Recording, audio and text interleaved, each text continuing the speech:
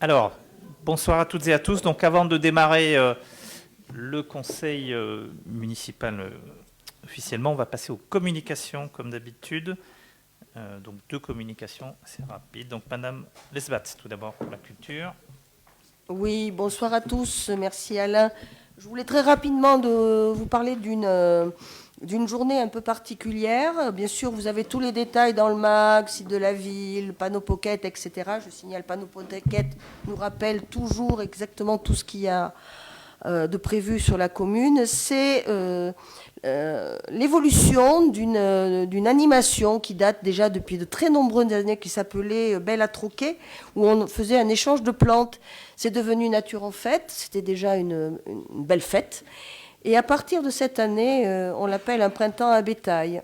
C'est un moment de partage, pas seulement sur l'environnement, c'est sur plein de sujets en lien avec la famille, avec nous tous. C'est un moment qui a été travaillé par tous les services. C'est vraiment une journée qui a été travaillée par le service transition éco, mais pas que, le CCAS, la petite enfance, l'éducation jeunesse, la culture, la police municipale bien sûr, et le patrimoine bien évidemment. Beaucoup d'associations se sont associées à ce travail depuis de nombreux mois, des associations de la commune, des citoyens, mais aussi des associations extérieures à la commune. Donc cette journée-là, elle commence à 10h, elle se termine à 17h30, c'est le samedi 30 mai. Et il y aura plein de nouveautés par rapport aux années précédentes. Une bourse à vélo, il va y avoir bien sûr le troc de pente, bien sûr, mais plein d'autres jeux, des jeux énormes, surdimensionnés, un spectacle à la fin avec un artiste qui fait tout son spectacle sur un vélo. Et puis je ne vous dis pas le reste. Si les ADM, les ambassadeurs de la mobilité, qui ont inventé... je cherche le terme français, je ne l'ai plus, un escape game.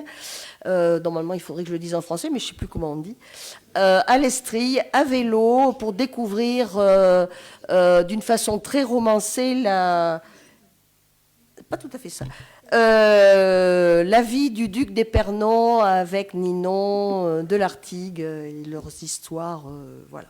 Mais c'est très romancé. Voilà, juste très résumé. Venez tous. Merci. Et je passe la parole à Véro Doussou. Bonsoir à tous. Alors, quelques informations sur le volet plutôt jeunesse. Première chose, on va ouvrir une classe Ulysse à la rentrée dans l'école élémentaire du Parc. Donc, c'est un dispositif qui accueille des enfants en situation de handicap. On a déjà une classe, un local, et on va accompagner l'ouverture de ce dispositif d'un point de vue matériel et aussi équipement pédagogique. Deuxième chose, la kermesse de tous les enfants est organisée par l'AIPE le 5 juin à la Grange Bétail de 17h à 22h, donc avec des jeux, des stands ludiques, etc. et un DJ. Troisième chose, soirée des CM2. Le 25 juin aura lieu la soirée dédiée aux CM2 pour leur souhaiter une bonne continuation au collège. Ils recevront un cadeau de la part de la municipalité, mais ça sera aussi un moment où on va leur parler de l'espace jeune et de tout ce qu'on propose du côté de la municipalité pour continuer leur parcours de collégiens au sein de la ville. Et enfin, quatrième point, les séjours été nouveautés auront lieu à Vieux-Boucau, donc les colonies de vacances. Vieux-Boucau, un lieu quand même très intéressant, lac, océan. Les inscriptions se feront le 21 mai et ça concerne les enfants de 6 ans à 17 ans. Donc il y aura 3 groupes, 6, 8, 9, 11, 12, 17. Et ce sont des séjours qui durent une petite semaine au courant du mois de juillet. C'est tout pour moi. Merci. Oui, sur la classe Ulysse, c'est un partenariat, un travail que l'on a engagé depuis quelques années déjà, qui aboutit maintenant avec l'éducation nationale, donc, qui décide de l'ouverture, mais ça nous permet de l'accompagner, notamment par le fait qu'on a maintenant des salles de classe disponibles depuis le transfert de 5 classes d'élémentaire à l'école Joséphine Becker. J'ouvre donc maintenant officiellement la séance du conseil municipal de ce jour 27 avril. Je commence par l'appel traditionnel. Donc, Madame Lesbatz, Présente. Monsieur Lureau, Présent. Madame Vinter, Présente. Monsieur Verdon, Présent. Madame Doussou, Présent. Monsieur Pouget, Présent. Madame Malada, Monsieur Sarjac, Madame Dauvilliers, Madame Bergerot, Madame Pérez, Monsieur Dargelas, Madame Belay, pardon, Madame Tressard, Monsieur Caetano, Madame Méliani, Madame Foran,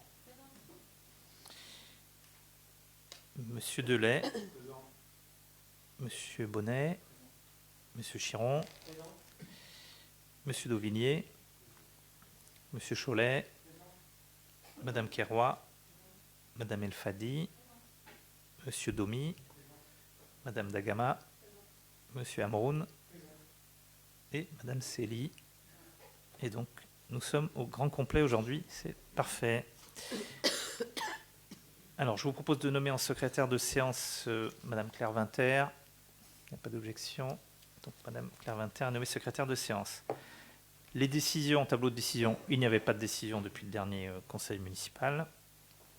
Et donc, nous passons maintenant aux 28 délibérations de la soirée. Ça peut être un petit peu long, mais il y en a beaucoup qui sont des délibérations techniques. Alors, la première, elle concerne l'approbation du procès-verbal de la séance du conseil municipal du 13 avril 2026. Est-ce que vous avez des questions sur ce procès-verbal ? Pas de questions. Donc, par contre, moi, je voulais vous faire une communication et en réponse à une question qui a été posée dans ce conseil. C'était la question des frais de représentation. Alors, je vais vous donner le montant des frais de représentation au total. Qui était discuté, c'est le montant de 800 € par an que l'on a revoté pour ce mandat-ci. Et sur le mandat précédent, c'était la même chose. Et on a dépensé, le maire, donc j'ai dépensé entre 2020 et 2026, au total 1851,78 € sur un budget donc théorique possible de 4800 €, puisque 800 € par an pendant 6 ans, on aurait pu faire 4800 €, donc 1851,78 €. Et alors du coup, c'est toujours intéressant de comparer, donc j'ai comparé, j'ai demandé au service de regarder sur le mandat précédent, et sur le mandat précédent de 2014 à 2020, le montant dépensé était de 3752,89 €. Voilà. Je vous propose de passer donc au vote, oui, sur la durée du mandat. Quand même. Oui, ce qui fait par mois, alors j'ai fait le calcul simplement pour le mandat précédent qui me concernait, ça fait 308 € par an, pas par mois, mais vous redivisez par 12. Je vous propose de passer au vote sur ce procès-verbal. Donc, qui est contre? Personne. Qui s'abstient? 5 abstentions. Qui est pour? Merci. Donc, à la majorité, le PV est adopté. La délibération suivante, donc c'est la création 34, création d'un emploi fonctionnel de directeur général des services. Donc là, il s'agit de corriger une anomalie qui existait depuis de très nombreuses années sur le fait qu'il n'y avait pas en fait de création d'un emploi fonctionnel du DGS. Donc on propose simplement, bien sûr, ça ne change rien en termes de masse salariale ou d'effectifs, mais de créer cet emploi fonctionnel et on y positionnera monsieur le DGS sur cet emploi-là, ce qui permet, lors des éventuelles alternances, de trouver des solutions plus faciles pour les futurs, les possibles maires ou DGS, en tout cas en termes de mobilité. Voilà, donc c'est quelque chose qui doit se faire et qui est obligatoire normalement dans les communes de notre strate de 2000 à 10 000 habitants. Y a-t-il des questions? On avait discuté en commission, donc je propose de passer au vote. Donc qui est contre? Personne. Qui s'abstient? Non plus. Eh bien, à l'unanimité, la délibération 34 est adoptée. Et je vous en remercie. Alors, sur la délibération 35, donc là, il s'agit de voter pour et d'élire en fait au sein du conseil municipal les 5 administrateurs de la ville, des représentants de la ville au sein du conseil d'administration.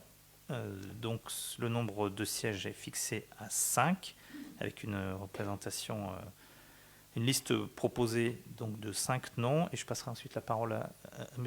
Pouget qui en dira un mot pour les 5 membres nommés parmi les personnes participant à des actions de prévention, animation, développement social. Mais je lui passerai la parole juste ensuite. Donc, je vais citer les 5 membres du conseil, proposés par la ville. Donc, M. Pierre Pouget, M. Jaime Caetano, Mme Nathalie Foran, Mme Corinne Belay et Mme Naïma Célie.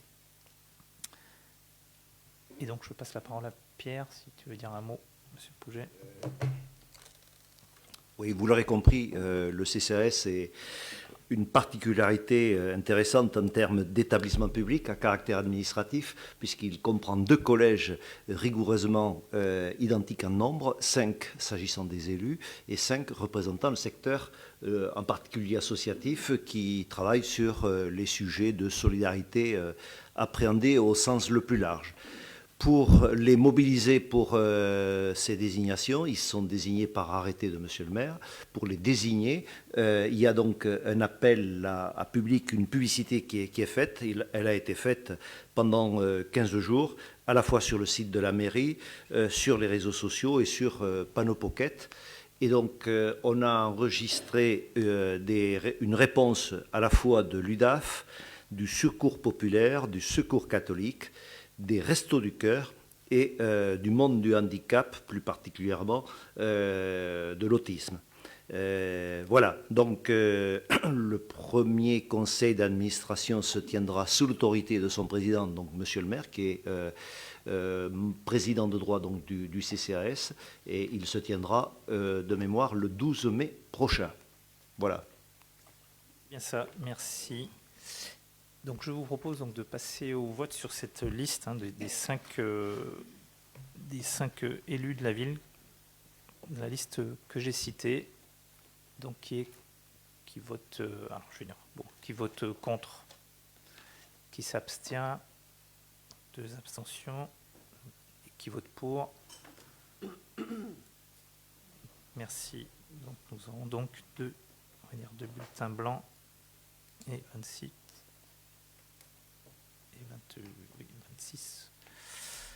27, pardon. Je vais y arriver. Merci. La délibération. Excusez-moi. Oui. J'ai une question. Est-ce que je peux visiter le CCAS pour pouvoir m'imprégner un petit peu de ce qui se fait, puisque je ne connais pas du tout et je voudrais pleinement travailler par rapport aux commissions et savoir un petit peu ce qui se fait. Absolument. Maintenant que vous êtes élu, Maintenant que vous êtes proposé pour le CCAS, donc soit on peut organiser ça avant le 12 mai, soit oui. avant le 12 mai, soit, okay. soit une fois la mise en place du... Mais en tout cas, vous êtes désigné maintenant, donc prenez contact avec Monsieur Pouget et puis vous permettra d'organiser tout ça, bien sûr. Je vous remercie. Ensuite, donc passons donc à la délibération suivante, la création de commissions municipales. Donc, nous l'avons évoqué en commission. Donc, les 8 commissions qui sont créées, je vais les citer peut-être ici parce que nous avions dans le conseil municipal d'installation désigné des adjoints, mais sans affecter directement les délégations. Alors, vous avez pu en prendre connaissance dans le magazine de la ville, mais je vais les rappeler. Donc, la première commission sera la commission. Je ne vais pas citer tous les élus, mais dans chacune des commissions, nous avons un certain nombre d'élus, un peu proportionnellement, on va dire, au nombre de sièges, proportionnellement au nombre d'élus de chaque groupe, de la majorité ou de l'opposition. Et donc sur la commission, donc nous avons créé 8 commissions, une par adjoint. Donc sur la commission de Madame Lesbat, ce sera la commission Culture, Transition écologique et Mobilité. La deuxième commission sera pilotée par Monsieur Lureau, donc commission Urbanisme, Développement économique, Emploi, Commerce, Artisanat et Bâtiments publics. La commission numéro 3 sera la commission pilotée par Madame Claire Winter, Vie associative et sport. La commission numéro 4, sous la délégation donc, de Monsieur Thierry Verdon, sera Sécurité, Tranquillité publique et Entretien des espaces publics. La 5e commission éducation, temps de l'enfance jeunesse sous la responsabilité de Madame Véro Doussou dans sa délégation. Dans la délégation de Monsieur Pierre Pouget sera la commission numéro 6 solidarité et santé. Dans la délégation de Madame Marie-Josée Malada numéro 7 petite enfance et participation citoyenne. Et la 8e commission ressources humaines et finances dans la délégation de Monsieur Michel Sarjac. Par rapport à la délégation, à la délibération, il y a quelques petits ajustements entre la réunion que nous avons eue la semaine dernière entre élus et aujourd'hui. Il y a simplement donc Monsieur Caetano remplace dans la commission numéro 3 M. Dargelas. M. Caetano fera partie de la commission vie associative et sport. Donc à la place de M. Dargelas, et inversement, M. Dargelas... Non, pardon, monsieur... Oui, c'est l'inverse. C'est l'inverse, pardon. Oui, donc, je reprends. M. Dargelas siège dans la commission numéro 3 vie associative et sport, à la place de M. Caetano. Et M. Caetano siège dans la commission numéro 6, solidarité et santé, à la place de M. Dargelas, puisque M. Caetano, on l'a vu, est aussi élu au CCAS. Ça avait plus de sens. Et je précise aussi que dans la commission numéro 5 et dans la commission numéro 7, on rajoute M. Jonathan Domy pour ces 2 commissions qui n'avaient pas jusqu'alors été désignées. Voilà, donc je vous propose de passer au vote sur ces commissions. Je vous propose de passer au vote. Donc, qui est contre? Personne. Qui s'abstient? Non plus. Et bien, à l'unanimité, la délibération numéro 36 est adoptée. Donc, nous passons maintenant à la délibération numéro 37, donc, qui concerne la désignation d'un référent déontologue. Donc, il nous est proposé donc, de nommer M. Nicolas Desforges, qui fait partie des référents déontologues proposés par l'Association des maires de Gironde, ce qui permet aux élus de se référer à ce référent déontologue en cas de difficulté sur voilà, des risques déontologiques entre leurs fonctions, leur vie professionnelle et leur rôle au sein du conseil municipal. Donc il n'y a pas de participation régulière, il y a un forfait de 80 € pour chaque question posée par les élus. Donc, bien sûr, vous avez tout à fait le droit d'utiliser ce service, mais avec parcimonie, puisque c'est quand même chaque fois 80 €. Sachant que vous pouvez, tout d'abord, chacun des élus, peut-être, dans un premier temps, vous référer au cabinet ou directement au service juridique. Donc, à M. Pujol, si vous avez une question qui n'est pas trop confidentielle. Après, si vous voulez garder toute la confidentialité, bien sûr, vous vous adressez à ce référent déontologue. Si vous en êtes d'accord, si la commission, donc si le conseil vote pour cela. Donc, est-ce que vous avez des questions? Je n'en vois pas. Donc, qui est contre? Personne. Qui s'abstient? Non plus. Eh bien, à l'unanimité, la délibération 37 est adoptée et je vous en remercie. Donc, nous enchaînons sur la délibération 38 qui consigne à désigner des représentants au comité de suivi du site de l'unité de valorisation énergétique, donc autrement dit l'incinérateur qui est en face de nous sur la rive droite à Senon. Et nous vous proposons en titulaire M. Thierry Verdon et en suppléant M. Didier Dargelas. Est-ce que vous avez des questions sur cette désignation, des remarques? Je n'en vois pas. Je le mets au vote. Donc qui est contre? Personne. Qui s'abstient? Non plus. À l'unanimité, la délibération 38 est adoptée et je vous en remercie. Dans la même veine de désignation de représentants, donc, nous vous proposons de désigner nos représentants à l'association Haute-Garonne Développement, association de développement économique de la rive droite, et de la Maison de la Justice et du Droit qui fonctionne en parallèle. Donc nous devons désigner 4 représentants. Donc je vous propose pour Haute-Garonne Développement en titulaire M. Thierry Lureau et en suppléant moi-même. Et pour la Maison de la Justice et du Droit, en titulaire M. Michel Sarjac et en suppléante Mme Nicole Bergerot. Avez-vous des questions, des prises de parole? Oui, M. Cholet.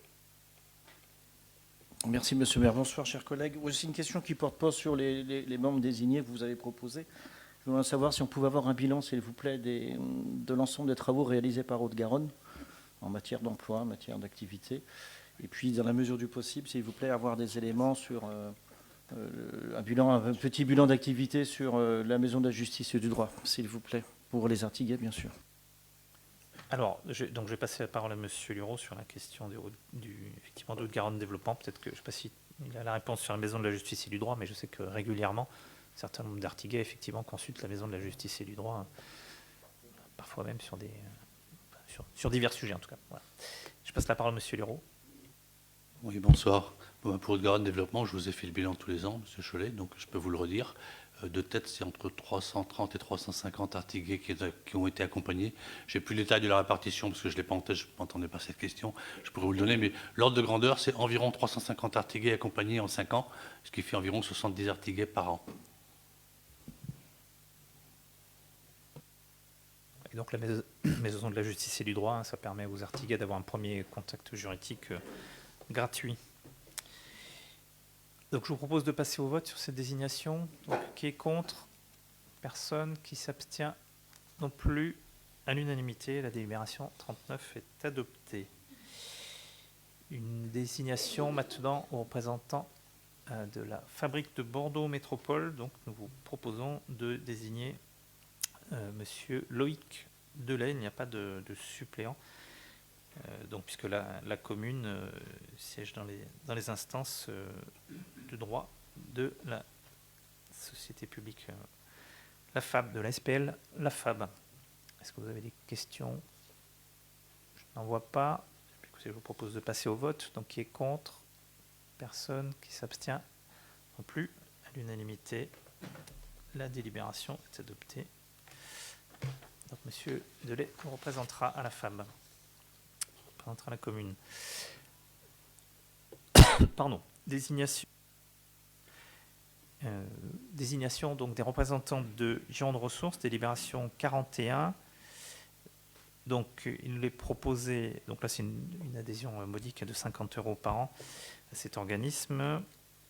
Donc nous proposons comme titulaire de désigner Madame Corinne Lesbat et en suppléante Madame Marie-Josée Malada. Avez-vous des questions? Non plus. Eh bien, écoutez, je passe au vote. Qui est contre? Personne. Qui s'abstient? Non plus. À l'unanimité, la délibération est adoptée. Je vais maintenant reposer ma voix et passer la parole à Monsieur Michel Sarjac pour un certain nombre de délibérations sur les délibérations financières pour la plupart, et notamment celle du budget dans un moment. Monsieur Sarjac, c'est à vous. Donc, merci, Monsieur le maire. Bonsoir à tous. Première délibération, elle concerne le compte de gestion. Donc peut-être 2 mots avant, pour les nouveaux comme moi, sur le compte de gestion.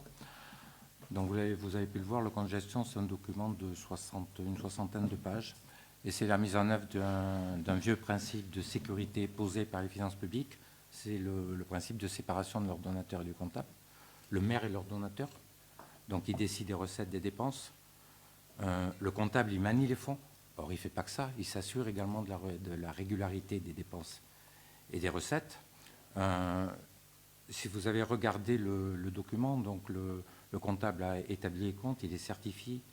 On trouve un bilan synthétique, donc l'état du patrimoine, le compte de résultat de l'exercice, l'état de la trésorerie et l'état de la dette. Donc le comptable, il engage sa responsabilité.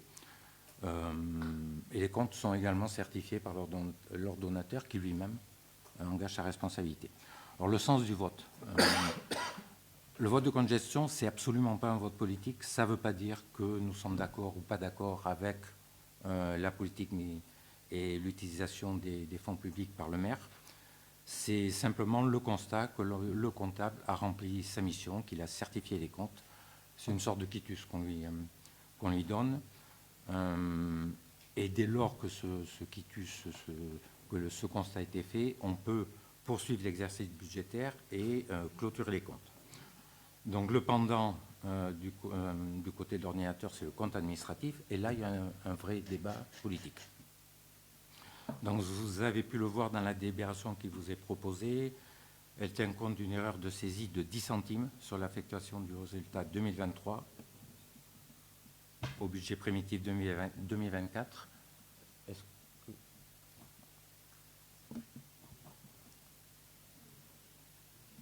Vous la projetez? D'accord. Donc, si, pour 10 centimes, ça vaut le coup. Donc, ce que je vous propose, c'est de procéder au vote et de constater que le comptable a rempli sa mission et que les comptes sont certifiés et exacts. Merci. Je ne sais pas si quelqu'un veut d'abord prendre la parole ou intervenir sur cette délibération, somme toute annuelle, habituelle et technique. Non. Eh bien, écoutez, je vous propose de passer au vote. Donc, qui est contre? Personne. Qui s'abstient? Non plus. À l'unanimité, le compte de gestion est adopté. Je vous en remercie. Alors, nous allons passer maintenant à la délibération relative à l'approbation des comptes, des comptes administratifs, à la fois donc sur le budget principal, budget annexe. Monsieur Sarjac, à nouveau. Et donc là, il y a une présentation. Et je quitterai la salle, moi, pour le vote. Dans le compte administratif, il est établi par l'ordonnateur, le service financier de la mairie. Et là, il est soumis au vote. Il présente des comptes de l'exercice 2025, donc à la fois pour le budget principal et le budget annexe, l'école des arts. Sur le budget, donc sur le compte administratif, peut-être d'abord quelques chiffres clés et indicateurs. Le compte administratif, il présente en fonctionnement un excédent de 1 477 846,66, donc quasiment 1,5 million. En investissement, un résultat négatif de un peu moins de 500 000 euros, 497 050,62. Des restes à réaliser de 634 208,60 en dépenses, on y reviendra. Et en recettes, un reste à réaliser d'un peu plus de 3 millions. Donc ces résultats, avec des recettes réelles qui augmentent de 3,29%, tandis que les dépenses réelles n'augmentent que de 1,67%, donc des dépenses maîtrisées. Tout ça nous fait dire que la commune présente une bonne santé financière. Il y a deux indicateurs clés deux ratios qui sont suivis, le taux d'épargne brute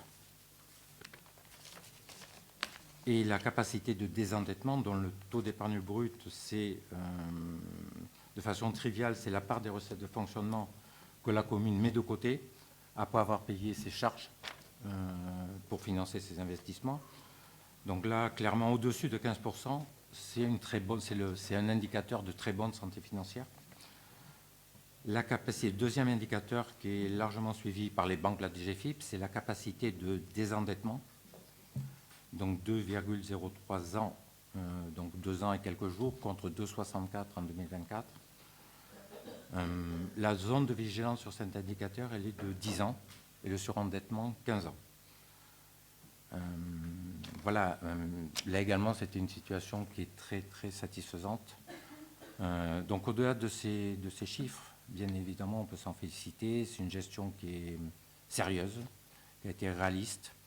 Ce qui est intéressant, c'est que ça traduit une capacité à agir, à mettre en œuvre un programme, des projets, sans mettre en péril la situation, l'avenir financier de la mairie. Je vous propose de passer. Donc ça, cette situation, c'est la situation qu'aurait été trouvée à la sortie des urnes lors de l'installation d'une nouvelle majorité, quelle qu'elle soit.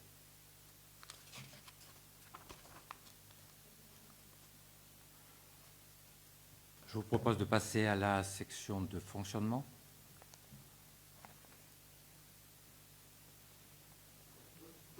Donc en des dépenses réelles, je ne parle pas des dépenses, on va plutôt se consacrer sur les dépenses réelles. Les dépenses d'ordre, ce sont des écritures comptables. Il n'y a pas de mouvement de fonds, on fait juste passer l'argent d'une section à une autre. Ça permet par exemple de transférer les excédents de la section de fonctionnement vers la section d'investissement, ou ça permet également de comptabiliser les amortissements. Donc en dépenses, les dépenses réelles s'élèvent à 9 040 152,72 et en recettes, les recettes réelles, presque 11 millions, 10 999,030. Donc si on avance sur les dépenses de fonctionnement, les dépenses de fonctionnement, c'est en fait ces dépenses courantes, mais c'est surtout le budget de la vie quotidienne. Ce tableau qui vous est présenté, ce qui est intéressant, c'est le total des dépenses réelles de fonctionnement qui progressent donc de 1,67%, donc qui sont maîtrisés.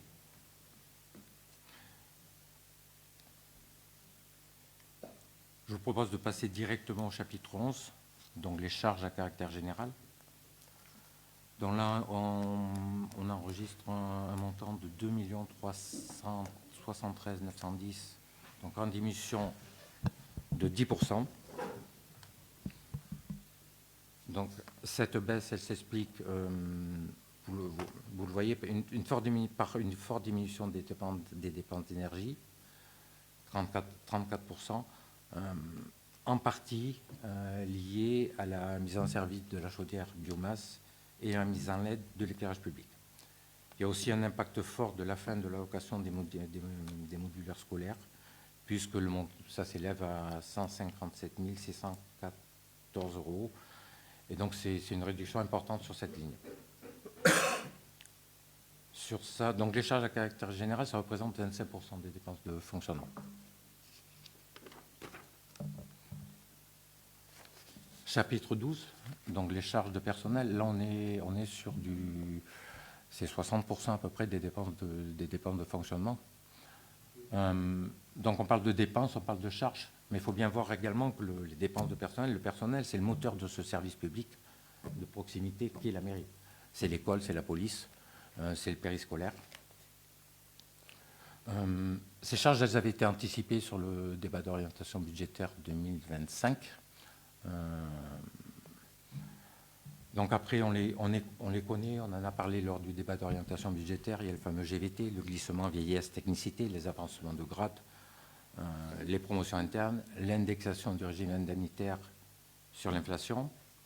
Il y a également l'impact de fonctionnement sur une année pleine de la nouvelle école Joséphine Becker.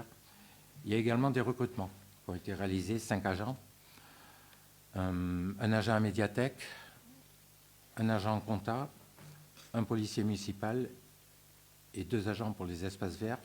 Là aussi, derrière ces recrutements, c'est un choix très politique.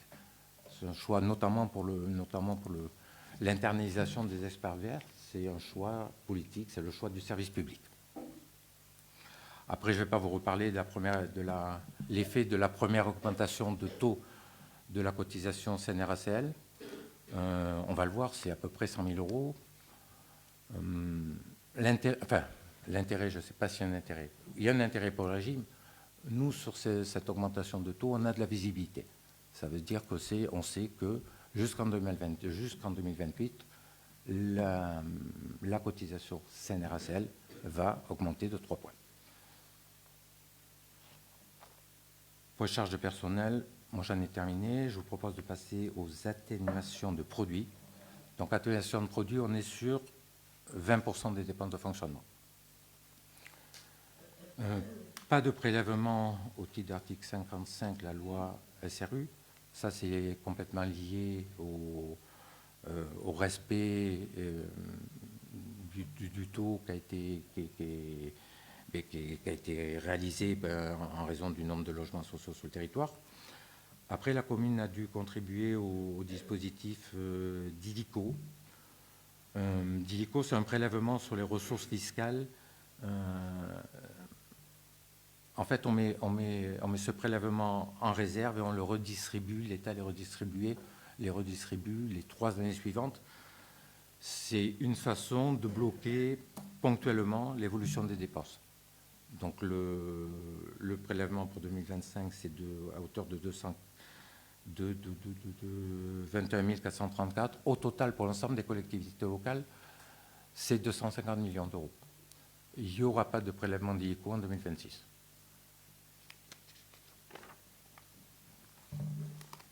Si on passe au slide suivant, autres charges de fonctionnement, donc elles représentent 10% des dépenses. Donc là, on y trouve les subventions de fonctionnement versées aux associations et établissements. En 2025, on enregistre une subvention de fonctionnement au CCAS de 351 134 €, une subvention de fonctionnement à l'École des Arts pour 250 000 € et des subventions versées aux associations pour un montant global de 52 215 €. Vous avez dans le compte administratif les annexes, le détail des associations qui ont perçu les subventions.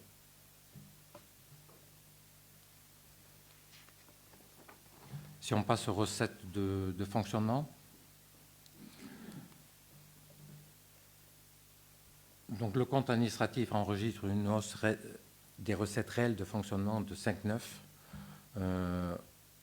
On a l'explication, vous la connaissez, c'est le résultat de la dynamique de la taxe foncière liée à la revalorisation des bases et une augmentation importante également des droits de mutation, la part des frais de notaire qui sont reversés à la mairie.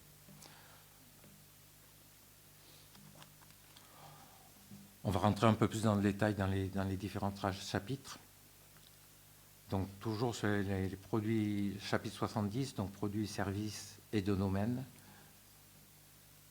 Donc là, on enregistre une augmentation au total de 6% qui s'explique à la fois par l'actualisation des superficies à entretenir dans le cadre de la délégation de Bordeaux Métropole sur la gestion des espaces verts mobilier urbain, et puis la perception de la redevance d'exploitation liée à la concession d'affichage municipal sur le mobilier urbain. Il y a 2 années qui ont été titrées. 2 années titrées, ça veut dire qu'on a envoyé la facture. Voilà. Pas d'autres remarques sur ce point. Impôts et taxes, donc chapitre 73. Là, on est sur quasiment 80% des recettes de fonctionnement de la mairie. Donc on a une augmentation du chapitre 73 de 522 000 €, à la fois toujours la revalorisation sous l'effet de la revalorisation forfaitaire des bases fiscales, et puis également la hausse exceptionnelle des droits de mutation à titre onéreux. Donc un montant de 8 millions 6 et 80% des recettes de fonctionnement, des charges de fonctionnement. Chapitre 74, les dotations, subventions et participations. Donc là, un montant de 984 090,27 en diminution de 7% par rapport à 2024. Là, clairement, c'est la baisse de la dotation forfaitaire après 3 années de stabilité relative, une chute de près de 40%. C'est suivi de près par le service parce que le montant n'est pas maîtrisé. Et puis clairement, c'est le signe du désengagement de l'État et surtout sa volonté de faire participer les collectivités locales à la résorption du déficit public. Juste pour rappel, ça vous a déjà été dit, la part de la DGF, elle était de 841 000 € en 2012 et vous avez pu le voir dans le projet de budget, elle va s'établir à 3 600 € pour 2026.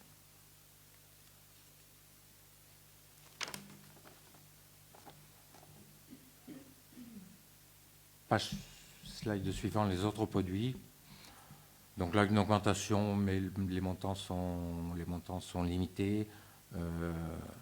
Une augmentation du fait de la perception des certificats d'économie d'énergie liés à la construction de la chaudière biomasse. Voilà, vous pouvez voir, il y a un produit exceptionnel en 2024 qui est aux écritures passées dans le cadre de la vente de l'îlot Bel Air.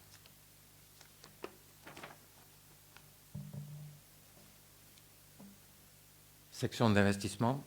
Donc des recettes d'investissement qui s'élèvent à un peu plus de 2 millions, dont 1 310 694,49 de recettes réelles.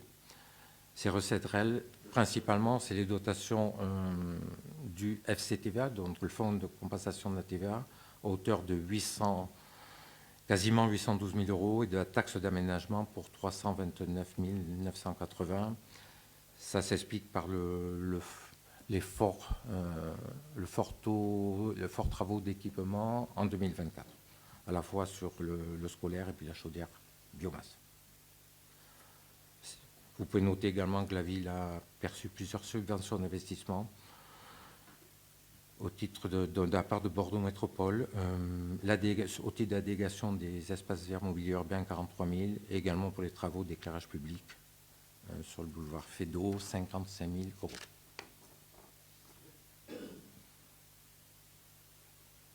Si on passe aux dépenses d'investissement, donc les dépenses réelles, elles s'élèvent à 2 282 893. Il y a des dépenses d'équipement significatives, 1 789 831 à l'article 22. C'est le reliquat de facture qui est lié à la nouvelle école et à la chaudière biomasse toujours.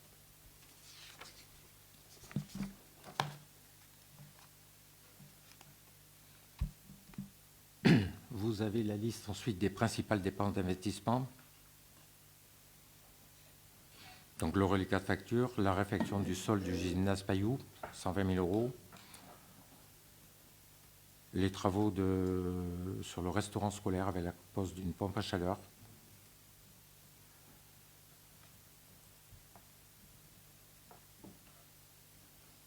Et après, on peut passer au reste à réaliser. Donc là, des dépenses engagées, non mandatées à hauteur de 634 000 €.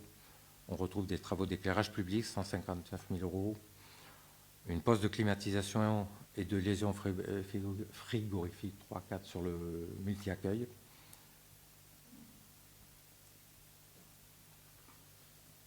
Voilà, je ne sais pas si vous avez des questions sur ces sujets.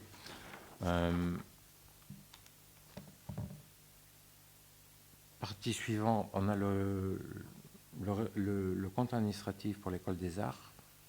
Donc, il y a un budget annexe.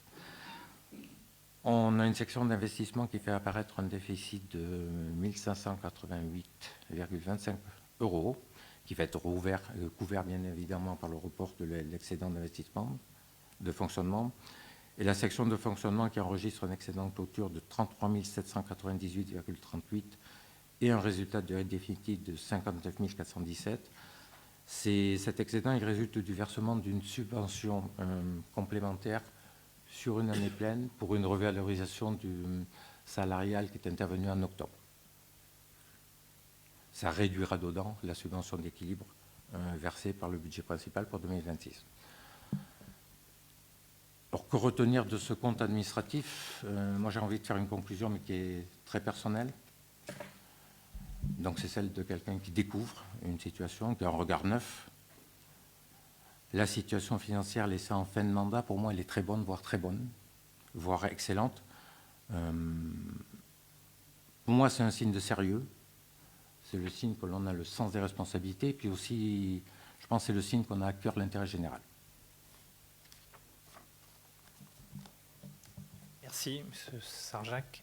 Donc avant de passer au vote et que je ne quitte la salle pour ce vote du Conseil du CA, est-ce que vous avez des questions déjà à ce stade? Monsieur Chollet, oui. Merci, monsieur le maire. Ce n'est pas une question, c'est plutôt une remarque. On est surpris du montant du reste à réaliser de 694 000 €. Alors, je n'ai pas en mémoire les chiffres des années précédentes. Est-ce qu'on peut avoir un... Parce que là, quand on regarde les éléments qu'a présenté monsieur, on se retrouve avec des... Enfin, on ne retrouve pas nos montants, quoi. Enfin, vous voyez ce que je veux dire? 694 000 €, ça fait beaucoup de reste à réaliser. Qu'est-ce qui a pu se passer? En investissement? Oui. En reste à réaliser, oui.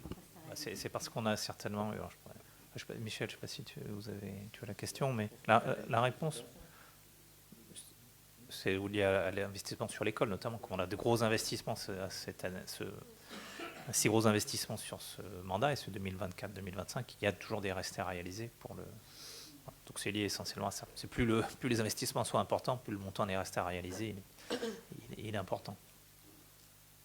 Et il y a aussi des restes à réaliser importants en recettes, hein, puisqu'on va avoir les recettes de la CAF et du département, notamment une partie des recettes de l'État sur les 500 000, on en a mandaté, je crois, 30%.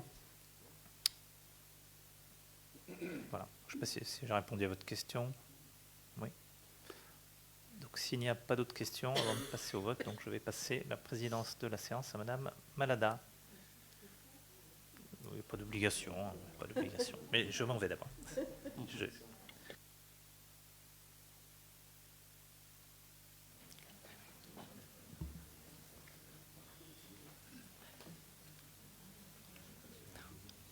Donc bonsoir à toutes et à tous. Et je vais faire un résumé très rapide pour le compte administratif 2025 qui présente en section de fonctionnement un résultat de clôture excédentaire de 4 362 591,04. En section d'investissement, un résultat de clôture excédentaire de 722 573,55 €, des restes à réaliser en dépenses de 634 206,60 € et en recettes 3 028 005,65 €. Il est donc demandé au Conseil municipal de voter, d'approuver le compte administratif 2025. Qui est contre? Personne. Qui s'abstient? 2 personnes. Qui est pour? Le compte administratif est donc adopté à la majorité. Et je rappelle, Monsieur le maire. Merci beaucoup.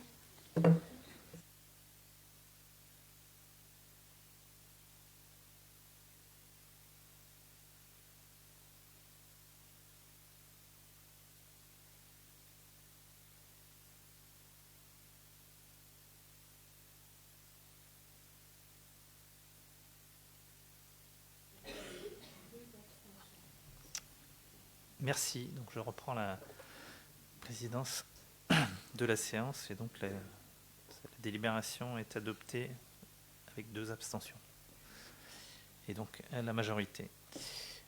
Donc je repasse la parole à Michel Sarjac maintenant pour le budget 2000.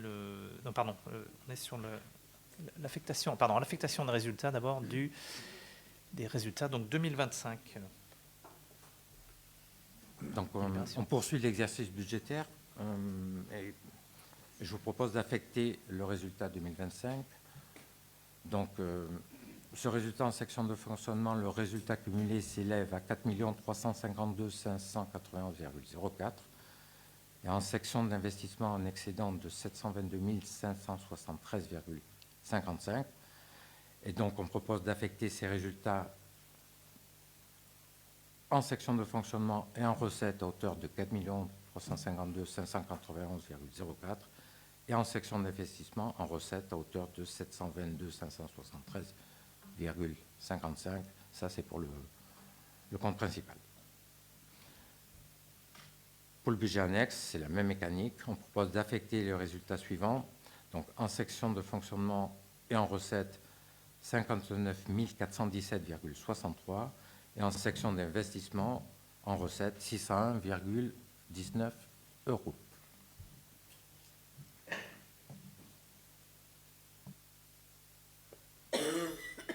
Oui, donc y a-t-il des questions sur cette affectation du résultat?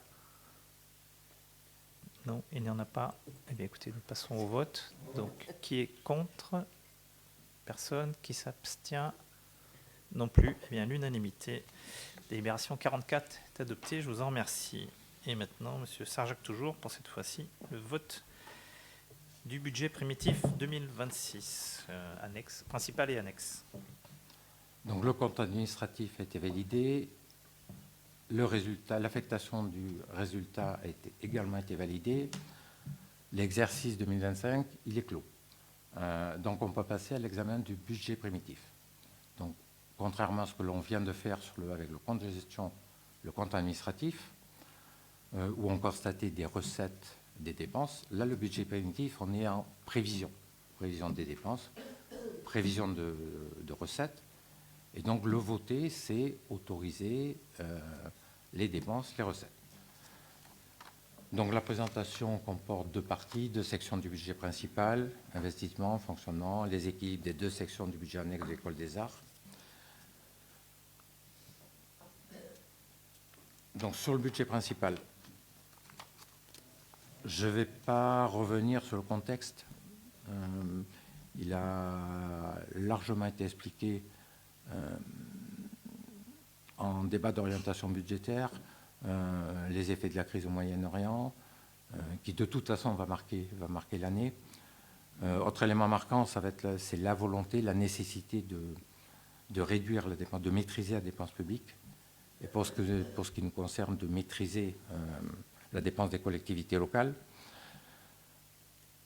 Malgré ce contexte, vous allez le voir, le choix qui a été fait, pour le budget 2026, c'est de maintenir le soutien de la commune au secteur associatif, social et culturel. Là également, c'est un vrai choix politique.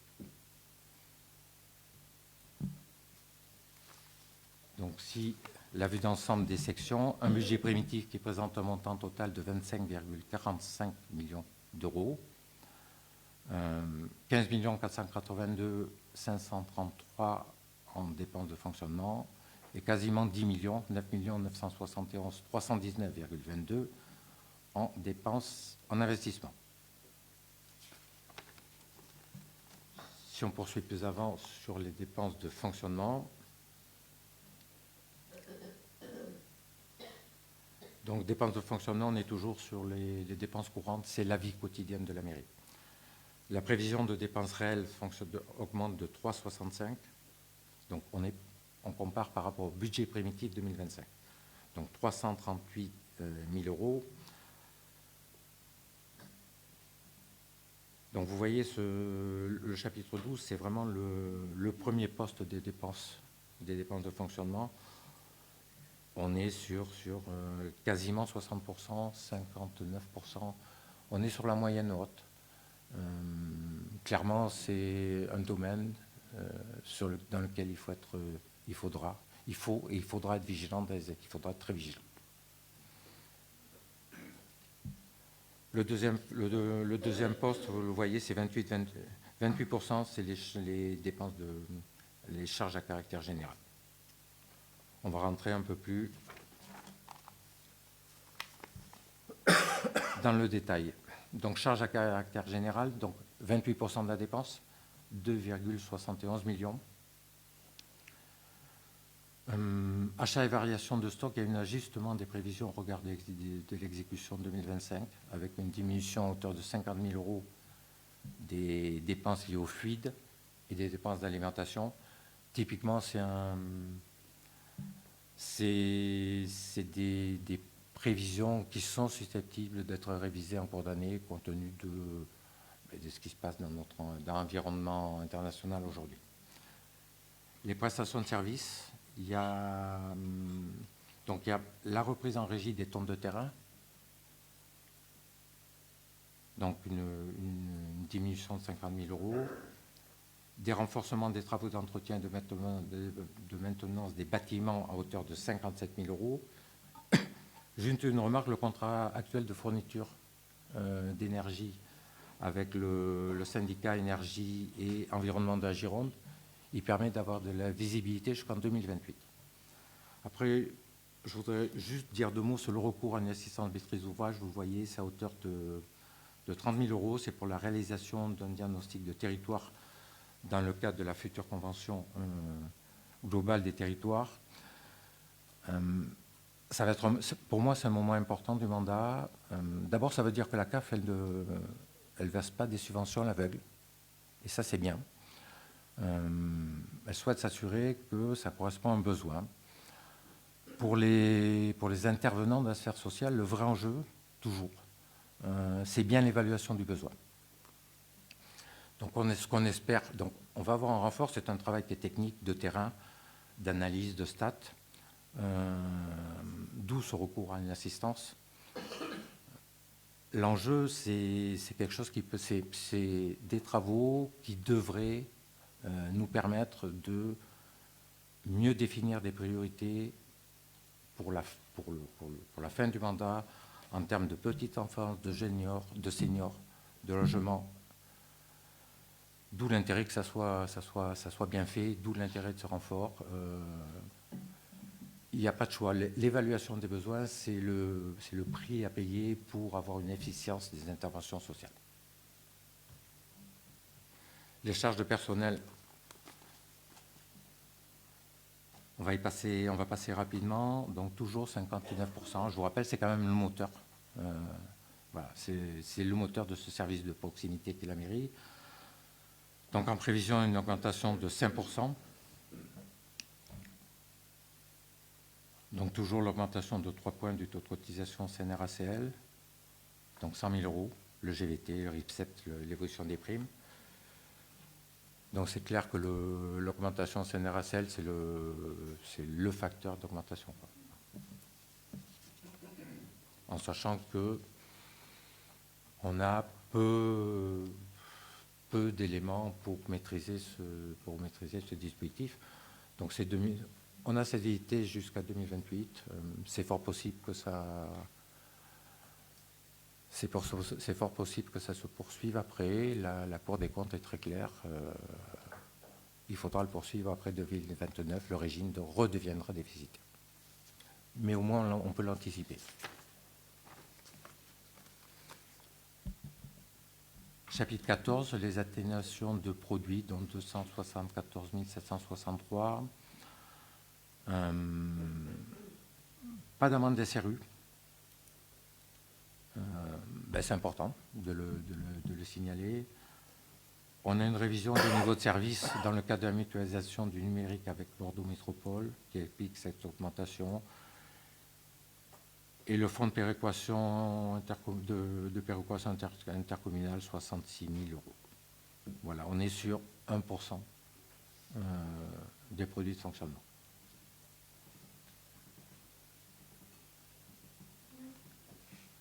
Page suivante, autre charge de gestion courante, 822 710,50. Là, on est de l'ordre de 8 à 9% des dépenses de fonctionnement. Donc, on retrouve la subvention du CCAS, donc à l'identique 351 134, la subvention des écoles des arts 210 000, subvention aux associations, une diminution en apparence de 4 000 euros parce qu'il y avait eu une dotation exceptionnelle pour la section judo en 2025. Donc là, on est aussi, c'est de l'ordre de moins de 10%, mais on est quand même à 8-9% des dépenses de fonctionnement.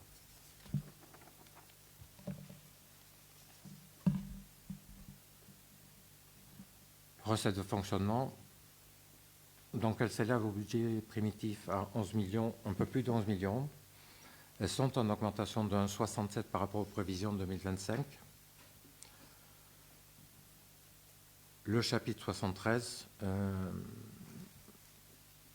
mais la fiscalité, ça représente 78%, donc 80% de nos recettes proviennent de la fiscalité. Chapitre 70, donc les produits et services du domaine, 1,1 million. Là, on est à peu près à 10% des recettes du domaine. Donc, une légère diminution. Donc là, on comptabilise les recettes perçues au titre de la restauration scolaire, le service public de la petite enfance, l'accueil de périscolaire. Et puis là également la délégation de compétences propreté espace vert assurée par la ville pour le compte de Bordeaux Métropole. Et là, c'est les 2/3 du chapitre puisque c'est 700 000 euros. Chapitre 73, donc impôts et taxes. 8,5 millions. Donc une augmentation de 4% du chapitre. Fiscalité directe, là aussi, on prend en compte dans la prévision la revalorisation des forfaitaires des bases, le maintien et surtout le maintien des taux communaux au niveau de 2025. Il n'y a pas d'augmentation pour 2025. Fiscalité indirecte, donc on a des prévisions prudentes. Les droits de mutation, on a vu que c'était une année un peu exceptionnelle, donc pour 2026, la prévision s'établit à 390 000 euros, donc c'est moins qu'en 2025. La taxe sur publicité extérieure, 208 000 euros. Et la taxe sur la consommation finale d'électricité, 206 000 euros. Là, c'est basé sur ces deux derniers items sont basés sur l'exécution 2025.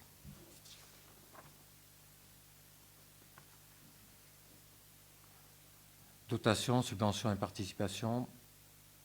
Donc, 10%, globalement 10% des recettes, une augmentation de 29,36%. La tendance sur long terme, elle est toujours à la baisse. Donc une recette de 133 000 euros dans le cadre du plan d'aide à la production de logement et 2 dotations exceptionnelles de recensement, 15 000 euros, le diagnostic du territoire, 15 000 euros, la CAF, 488 000 euros. Et bien sûr, on retrouve la dotation forfaitaire qui passe de 4... qui était en prévisionnel lorsque le budget primitif a été établi à 99 000 euros. Aujourd'hui, on sait que ça sera 3 600 euros. La dotation rurale, elle se maintient à 150 000 euros, mais là, c'est lié à l'enveloppe nationale. Voilà pour la prévision de dépenses. Moi, je vous propose de passer aux recettes d'investissement.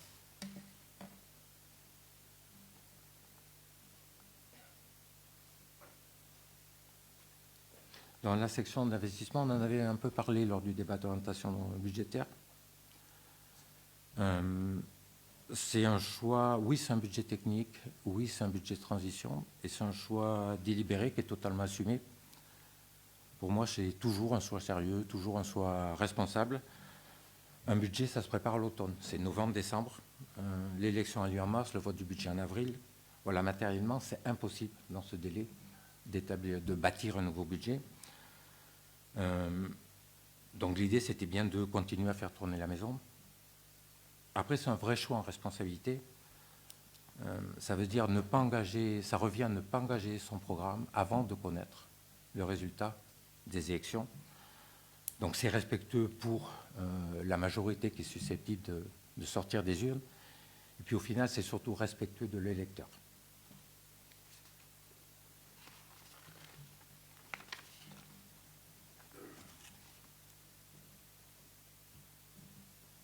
Donc les dépenses d'investissement, et c'est pour ça qu'il y aura une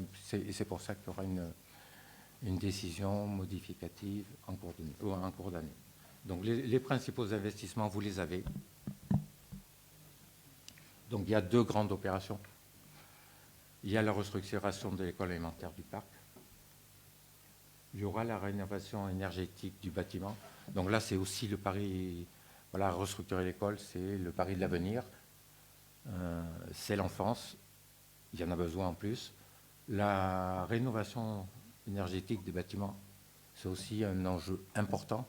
On sait très bien que les dépenses énergétiques sont énormes et qu'il y a des économies significatives, des retours d'investissement qui sont intéressants. Donc voilà les 2 projets majeurs. Après, dans le détail, je ne sais pas si vous pouvez lire, je vais vous lire autrement. Il y a des travaux d'AMO pour la rénovation énergétique et la restructuration de l'école à hauteur de 180 000 euros. Les premières études, les premiers frais engagés, 32 000 euros. Au niveau du restaurant scolaire, il y a réfection de l'escalier, l'achat d'un nouveau four, une désartificialisation de la cour d'école et l'aménagement paysager pour la maternelle de la Plaine, là c'est 20 000 euros. Il y a des travaux sur la médiathèque du groupe froid, sur le remplacement du groupe froid par un système réversible. Des travaux sur les bâtiments sportifs, gymnase Pailloux, réfection du sol enrobé de la petite salle, une piste de BMX avec le remplacement de la grille de départ. Et vous avez à côté la liste de l'ensemble des travaux sur le bâtiment. Je ne vais pas toutes les citer. Donc toujours des travaux sur l'enfouissement des réseaux, l'acquisition d'un véhicule pour service technique et je noterai une acquisition d'un nouveau logiciel de gestion des caméras de vidéoprojection. De surveillance. Oui. À hauteur de un peu plus de 12 000 euros. Je vous propose de passer au budget annexe. Donc la ville versera une subvention de 210 000 euros à l'école des arts contre 250 000 au budget primitif 2025. C'est l'excédent de fonctionnement dégagé qui permettra de couvrir le besoin de financement du budget annexe.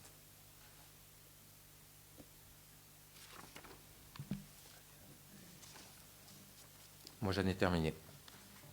Oui, merci, monsieur. Merci, Michel. Eh bien, écoutez, on peut passer aux questions. Monsieur Cholet. C'est déjà une remarque. Je voulais remercier monsieur pour la manière avec laquelle vous présentez les choses. C'est très clair, c'est très pédagogique, c'est très explicite. Je vous en remercie. Et honnêtement, c'est très sincère de notre part et de ma part.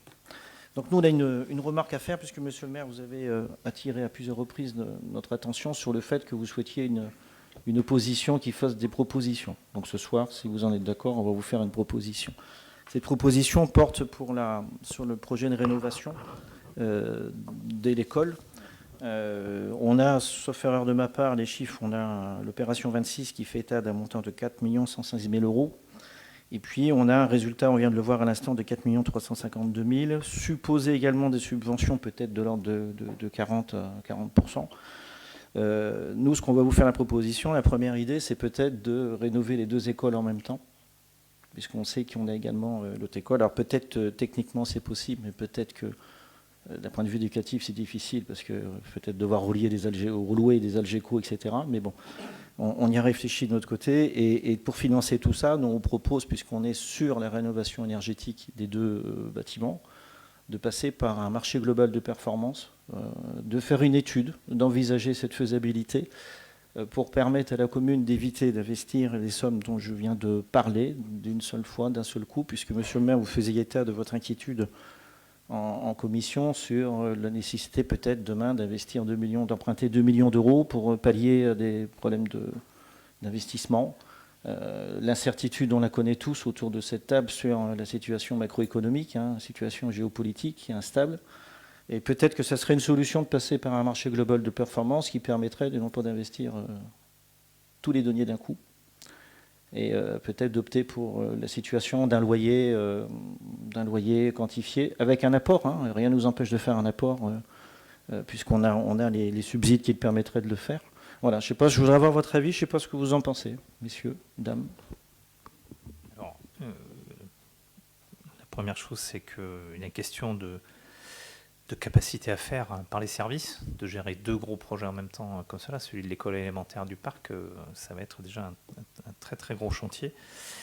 Il y a la question de l'investissement, et puis je dirais ce n'était pas notre programme, c'était le vôtre de faire les 2 écoles. Donc aujourd'hui les Artiguais, donc on va déjà faire notre programme, et on voit qu'effectivement les perspectives financières à venir, notamment comme le disait Michel Sarjac, sur la caisse de retraite, c'est 100 000 euros tous les ans, et peut-être que la perspective que ça continue, donc ça peut être compliqué. Donc faisons déjà ce que nous avons prévu de faire. Et puis sur la question du MGP, on y avait pensé un peu avant, mais je vais passer la parole à M. Lureau, qui est en charge des bâtiments publics maintenant, et qui pourra vous en dire un mot complémentaire. Oui, donc effectivement, c'était bien notre idée de passer par un MGP, marché global de performance. Pour ceux qui ne pratiquent pas couramment ce genre de discours, c'est en fait de demander à quelqu'un de s'engager sur un résultat de performance énergétique plus que sur un programme fixe. Ce qui est extrêmement intéressant dans le cadre d'une rénovation d'une école qui, comme M. le maire l'avait signé à plusieurs reprises, est l'élément le plus énergivore de la commune. Donc maintenant, ce que vous évoquez, M. Cholet, c'est ce que vous aviez prévu dans votre programme, c'est-à-dire un MGP à paiement différé. Il faut savoir que le Code des marchés publics interdisait jusqu'à il y a 1 an de payer les éléments de construction à titre différé par les communes, qu'un arrêté de 2025 ou 2024, j'ai plus en tête, l'autorise. Pour autant, il n'y a pas de secret. Une entreprise qui vous fait un paiement différé, et Dieu sait que je suis un peu au courant du sujet, sur un élément de construction, il vous facture effectivement les intérêts et tout ce qui va avec, plus sa marge. Donc l'intérêt de passer par ce type de financement, enfin en termes d'intérêt financier pour la commune, il est nul, si ce n'est de payer plus cher ce qu'on aurait obtenu, alors soit par les fonds propres que nous avons disponibles, soit par un prêt s'il est nécessaire, mais les prêts négociés directement par la commune auprès d'une banque coûtent évidemment moins cher que ceux négociés par une entreprise qui va y mettre sa marge et tous ses frais au passage.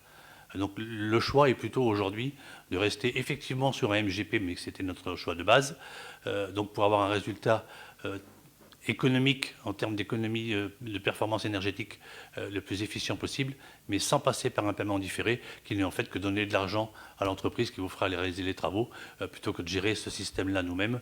On préfère le gérer nous-mêmes. Voilà où on en est aujourd'hui. Merci. Madame Dagama. Merci, Monsieur le maire. Chers collègues, lors du dernier conseil municipal, Monsieur le maire, vous nous avez demandé de proposer des solutions concrètes pour financer ce que nous proposions, à savoir des moyens plus importants pour la sécurité, ainsi qu'un entretien réel du cadre de vie des Artiguais. Nous nous sommes donc empressés de proposer des remaniements dès la réception des documents. Plusieurs choix traduisent des orientations qui méritent d'être questionnées, notamment en matière de gestion des dépenses. En l'état, nous voterons contre le budget car nous avons constaté plusieurs centaines de milliers d'euros d'économies possibles sans supprimer un seul service, simplement en faisant des choix de gestion plus rigoureux et en priorisant les dépenses. Tout d'abord, concernant, vous en avez parlé, concernant la future convention territoriale globale, il est prévu de recourir à une assistance d'ouvrage, à maîtrise d'ouvrage pour un diagnostic de territoire pour un montant de 30 000 euros. Concrètement, nous allons payer quelqu'un pour faire un diagnostic de territoire, c'est-à-dire identifier nos besoins, nos forces et nos faiblesses, alors que ce travail, nos agents le font tous les jours. Nous venons de désigner un directeur général des services qui, au demeurant, est compétent pour faire une telle analyse en relation avec les services de l'enfance et du social. De plus, la CAF, qui finance justement cette politique, accompagne déjà les collectivités dans ce type de démarche. Dans le cas où tout serait externalisé, que fait-on de nos compétences internes? S'il n'est pas possible de tout internaliser, nous pouvons au moins le faire pour une partie de la mission. Ensuite, concernant la restructuration de l'école du Parc, vous inscrivez 180 000 euros d'assistance à maîtrise d'ouvrage, auxquels s'ajoutent 32 000 euros d'études, soit un total de 212 000 euros dès 2026, sans compter les 600 000 euros de frais d'études comptabilisés dans le budget. Pour un projet estimé à 5 millions d'euros, c'est comme commencer à payer les plans d'une maison sans avoir décidé combien de pièces on veut et dont nous avons besoin. Nous proposons donc de reporter certains frais afin de laisser le temps de définir précisément ce projet. Par ailleurs, certaines incohérences interrogent. La contribution au FPIC, par exemple, est inscrite à 66 000 euros, alors que la dépense réelle en 2025 était de 60 847 euros et avait diminué par rapport à 2024. Donc pourquoi est-ce qu'il faut provisionner davantage sur une dépense contrainte sans justification?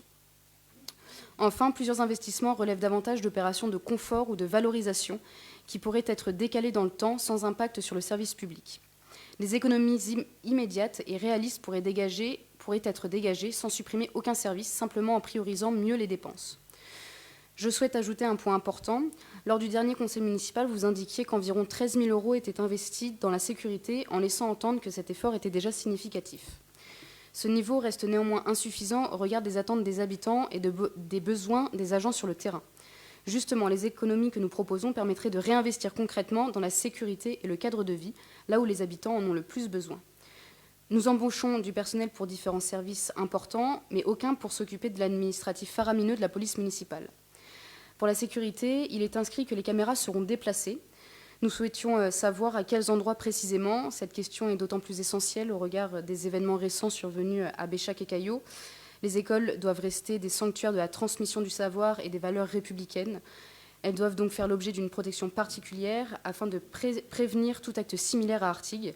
Il est indispensable d'assurer une sécurisation renforcée de leurs abords. Nous ne pouvons tolérer de tels actes qui soient antisémites ou liés à des phénomènes de délinquance organisée, notamment la DZ Mafia à Béchac et Caillaux. Enfin, nous souhaitons vous interroger sur un point important. Vous avez répondu partiellement sur le report de 634 000 euros de dépenses engagées en 2025, mais non mandatées, qui pèsent désormais sur 2026. Donc, vous avez précisé la nature de ce report, mais est-ce que vous pouvez nous indiquer quelles mesures seront prises pour éviter que ce type de report ne vienne à nouveau contraindre nos marges de manœuvre? Merci.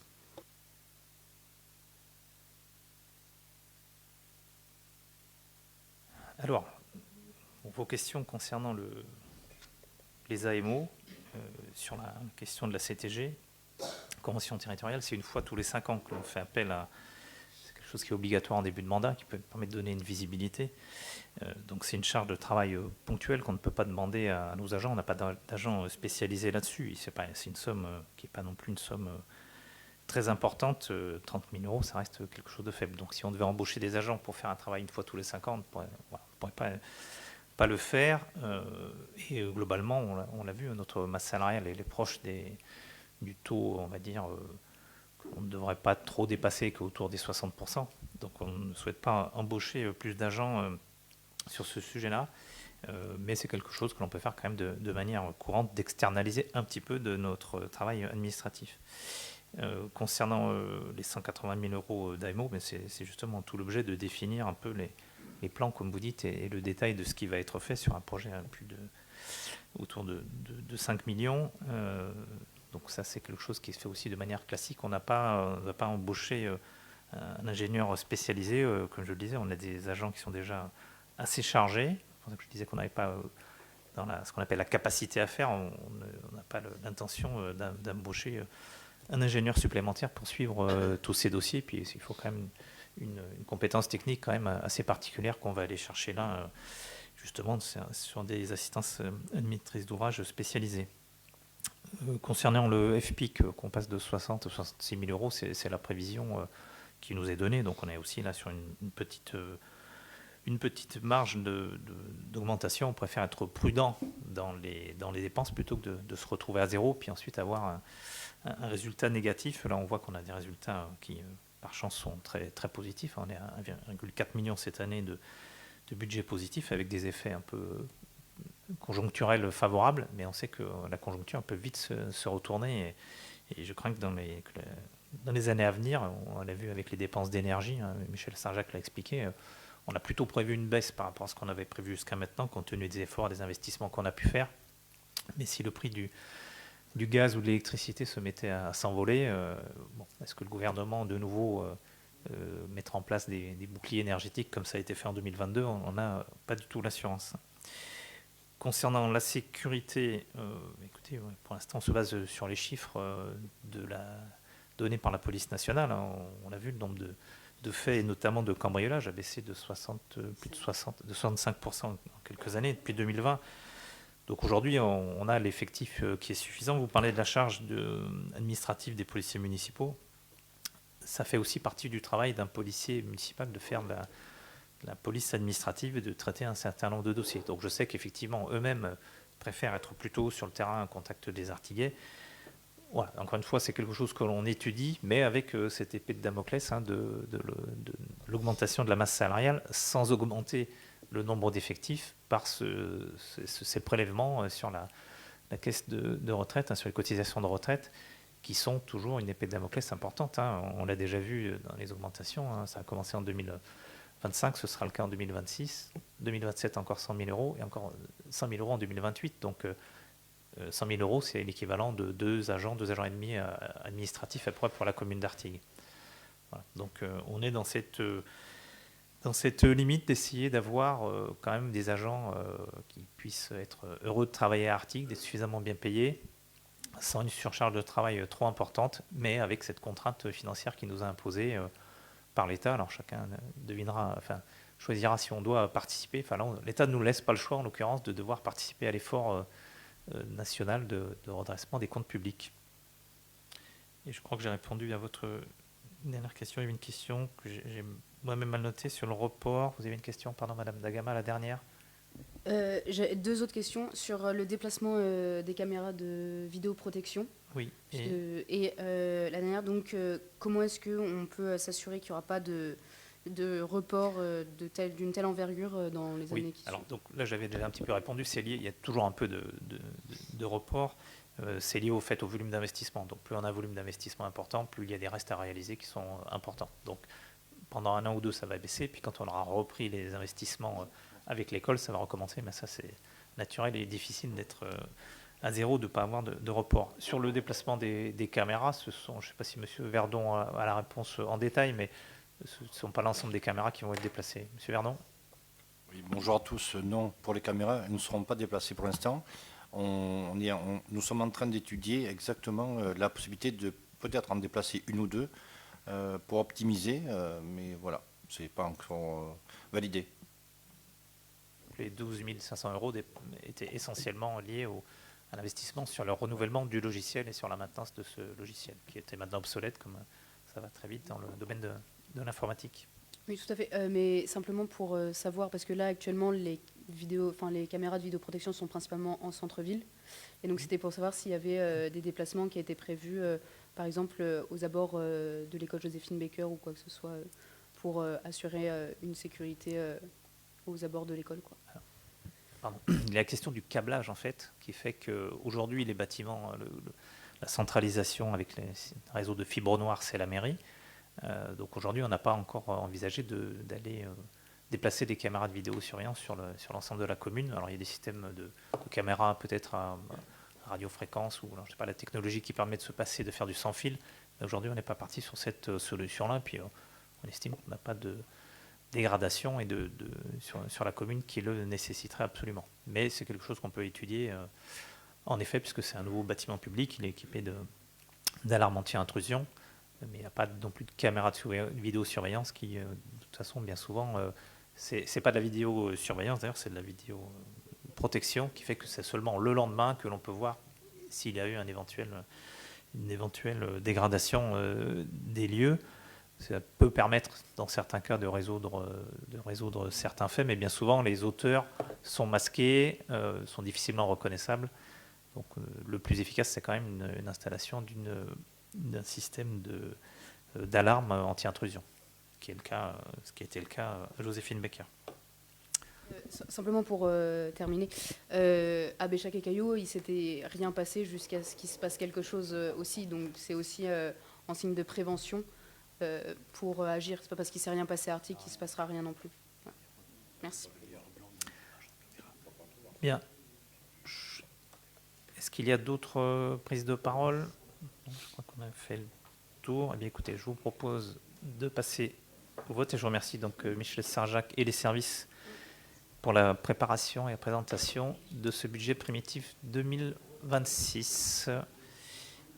Donc, qui est contre? Donc, 7 voix contre. Qui s'abstient? Personne. Et qui est pour? Donc, à la majorité, la délibération sur le budget, donc, le numéro 45 est adopté. Michel Sarjac toujours sur la délibération sur les taux d'imposition 46.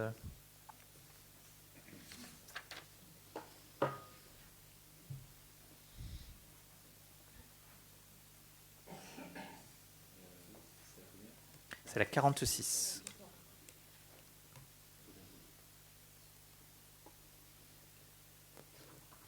Bon, si on peut lever le suspense, hein.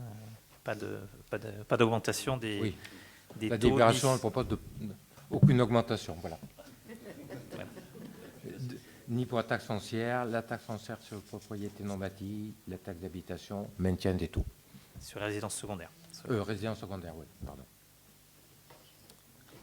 Est-ce que vous avez des remarques, des questions sur cette délibération? Non. Mais écoutez, je vous propose de la mettre au vote. Donc, qui est contre? Personne. Qui s'abstient? Non plus. Eh bien, l'unanimité, la délibération sur les taux est adoptée. Je vous en remercie. Délibération 47, donc sur l'attribution de la subvention 2026 au CCAS, qui est conforme à ce qu'on a présenté dans le budget. Michel.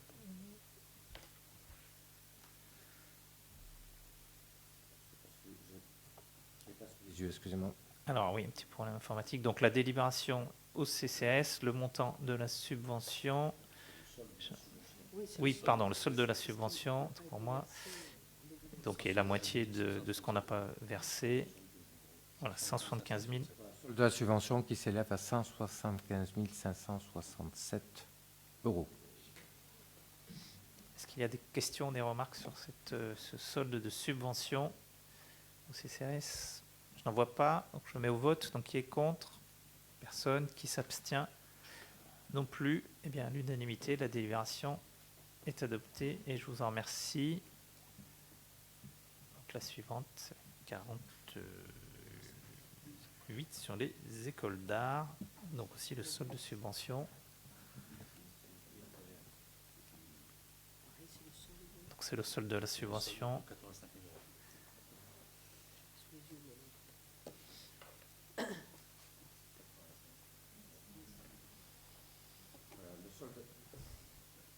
L'école d'art, on vous propose donc le solde d'adopter la délibération pour le versement du solde de la subvention 2026 à hauteur de 85 000 €.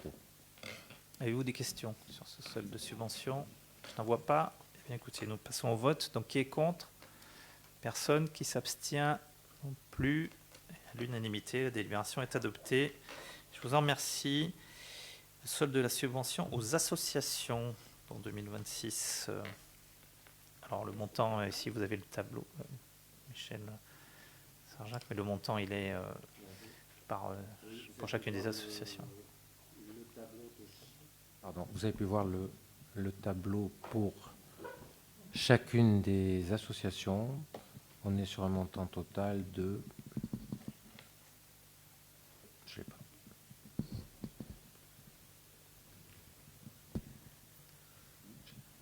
Il n'est pas précisé dans la délibération, je crois qu'il est. Non, il n'est pas dans la délibération. Chacune des, enfin, le solde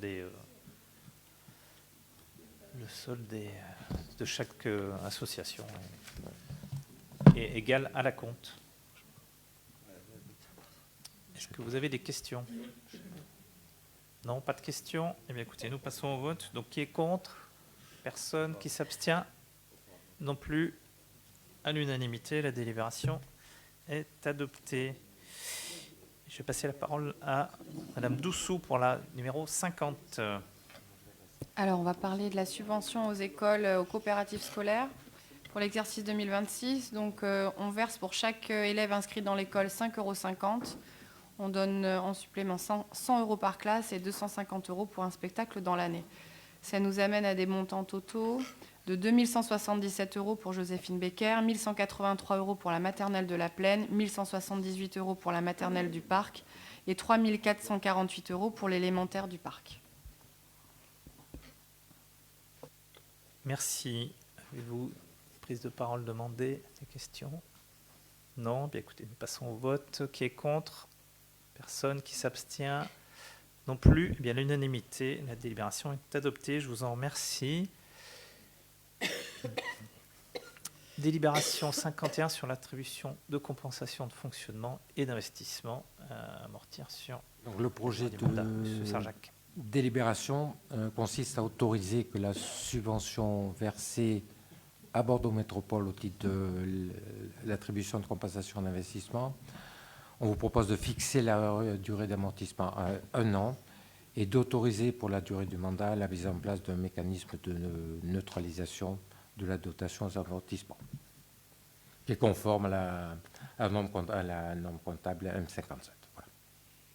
Donc à la fois, on amortit sur 1 an et on met en place un mécanisme de neutralisation. Merci. Délibération technique. Est-ce que vous avez des questions sur cette délibération? Non, je n'en vois pas. Bien, je la mets au vote. Donc, qui est contre? Personne. Qui s'abstient? Non plus.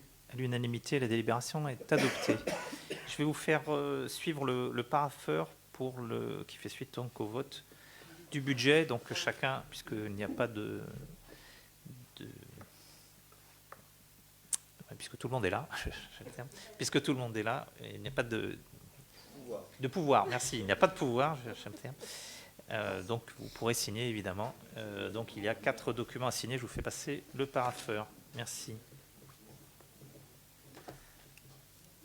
Alors, on enchaîne sur la délibération 52.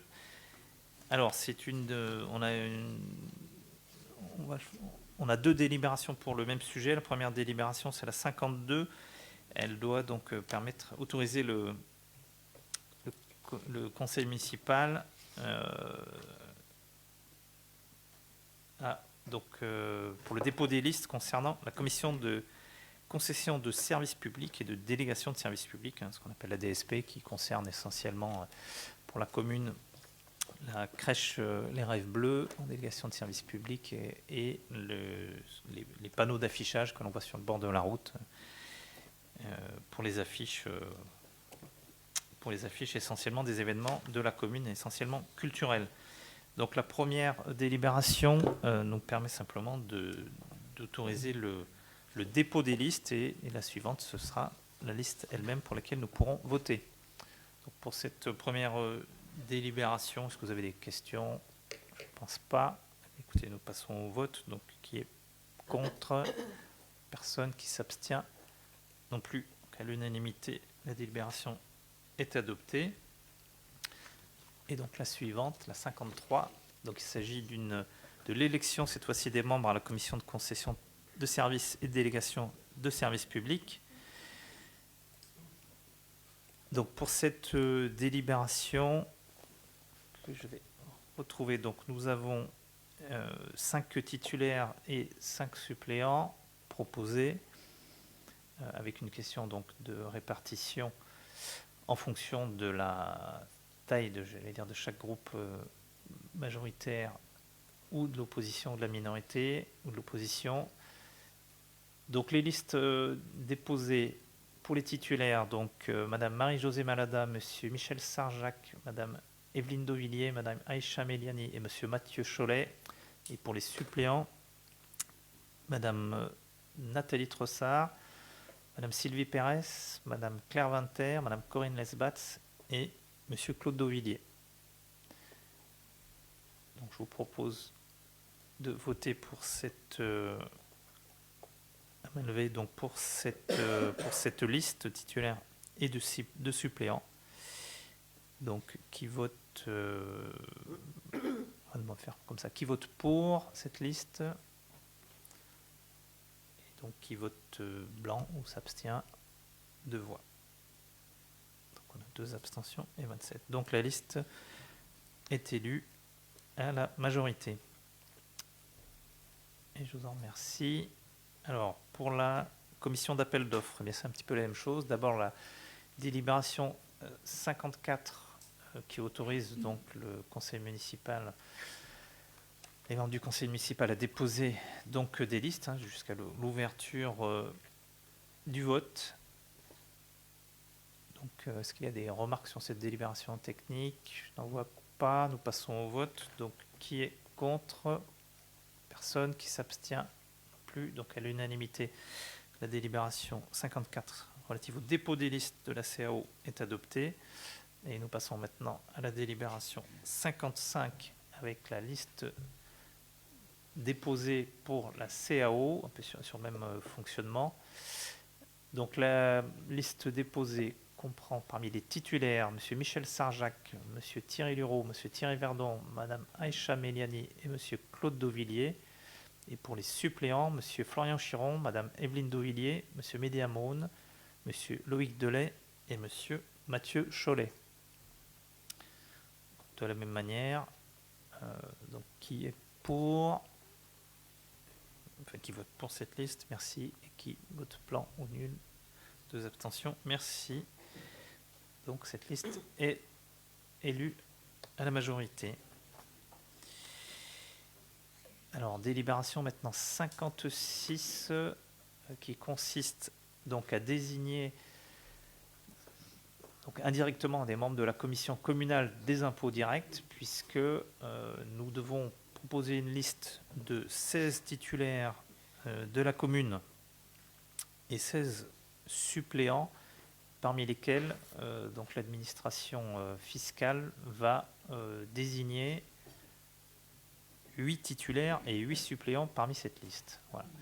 Donc la liste proposée, je ne vais pas vous lire tous les noms, mais vous l'avez, les élus ont cette liste-là, des 16 titulaires, dont un certain nombre d'élus, mais pas seulement, et 16 suppléants. Cette commission des impôts directs qui se réunit une fois par an, me semble-t-il. Est-ce que vous avez des questions, des remarques? Non. Écoutez, nous passons au vote. Donc, qui est contre cette liste? Personne. Qui s'abstient? Non plus, à l'unanimité. Donc, la liste est élue. La délibération est adoptée. Je vous en remercie. Et je vais passer la parole à Madame Doussou pour la délibération 57. Alors, il s'agit ici de désigner des membres du comité de suivi de la carte jeune. La carte jeune, c'est une carte qui est dédiée aux 0-25 ans sur le territoire métropolitain. Donc, les 28 villes de Bordeaux Métropole y ont accès. C'est un dispositif qui a pour but d'inciter les jeunes, les enfants et leurs familles à fréquenter les lieux culturels, sportifs et loisirs du territoire. À Artigues, elle donne accès, un accès complètement gratuit à la culture de 0 à 25 ans. Et dans ce cadre-là, on veut désigner deux membres, un membre titulaire en ma personne et un membre suppléant, la personne de Mehdi Amroun, pour le comité de suivi de cette carte jeune. Merci. Avez-vous des questions sur ces désignations? Donc, Madame Doussou, Monsieur Amroun? Non, je n'en vois pas. Eh bien, nous passons au vote. Donc, qui est contre? Personne. Qui s'abstient? Non plus. À l'unanimité, la délibération 57 est adoptée. Je vous en remercie. Et je passe la parole à Madame Lesbatz pour les 3 dernières délibérations du Conseil, mais la première concerne l'exposition sur le moustique tigre. Merci, monsieur le maire. Oui, vous le savez, nous avons déjà une convention avec la métropole, avec le centre de démoustication de la Bordeaux Métropole, qui permet donc de sensibiliser et faire de la prévention auprès des lotissements et des citoyens. Et donc, pour remettre un petit peu les choses au clair concernant ce sujet qui gêne vraiment tout le monde, on a décidé de mettre en place une exposition sur la piste du moustique tigre avec la Fédération de pêche et de protection du milieu aquatique de la Gironde. Voilà. Merci. Avez-vous des questions? Monsieur Domi. Merci, monsieur le maire, mes chers collègues. Nous souhaitons dans cette délibération qu'à la sensibilisation... Vas-y, parle, s'il te plaît. Madame Dagama. Pardon. Oui. Merci, monsieur le maire. Chers collègues, nous soutenons bien évidemment cette délibération car la sensibilisation est nécessaire. Cette exposition constitue un outil utile pour informer les habitants. Cependant, elle ne peut pas suffire. Vous le dites vous-même, le moustique tigre est aujourd'hui une réalité du quotidien pour de nombreux Artiguais. Nous ne passons plus un été sans se soucier de si nous allons pouvoir faire un barbecue. Les moustiques arrivent aujourd'hui à gâcher des moments familiaux. Il ne s'agit plus seulement de sensibilité, mais bien d'agir concrètement. Dans des territoires comme la Charente-Maritime, des actions très opérationnelles sont mises en place, repérage et suppression des gîtes larvaires, intervention sur l'espace public, traitement ciblé lorsque cela est nécessaire, et surtout ce sont des actions qui peuvent être menées à l'échelle communale avec une mobilisation des services et des habitants. Par ailleurs, des subventions notamment du département ou même, là vous le dites, possiblement de la métropole peuvent être mobilisées pour accompagner ces dispositifs. Informer, c'est bien, mais aujourd'hui, il est indispensable d'agir concrètement pour améliorer le quotidien des habitants. Donc, puisque ce sujet arrive sur la table, est-ce que vous comptez agir sur ce plan à l'aide de dispositifs similaires? Merci. Je vous remercie, Madame Dagama. Effectivement, tout ce que vous venez de citer, nous le mettons en place depuis le début avec justement la Bordeaux Métropole. On a effectivement un référent qui a fait une cartographie de notre commune, ainsi que toutes les communes de la métropole, et ça se fait aussi au niveau national.